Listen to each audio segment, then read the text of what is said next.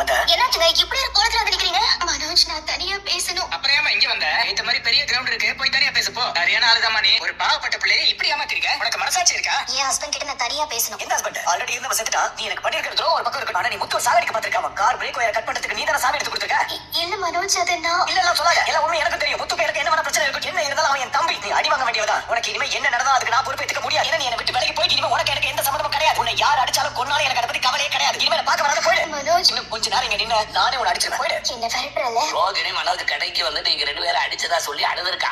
அப்படின்னு சொல்லிச்சு.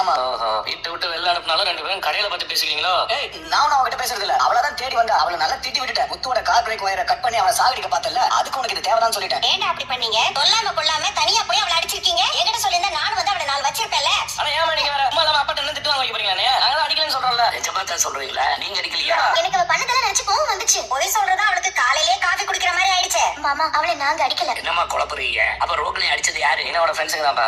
இதுவும் நல்லதுதான். அப்ப நீங்க அடிக்காம கூலிப்படைய வச்சு அடிச்சிருக்கீங்க. நீங்க நடந்ததெல்லாம் போய் ஏன் அவகிட்ட சொன்னீங்க? மாமா, நாங்க அவங்க கிட்ட போய் எதுவும் சொல்லல மாமா. இந்த விஷயம் எல்லாம் சரக்கு தெரிஞ்சு அவன் தான் அவங்க கிட்ட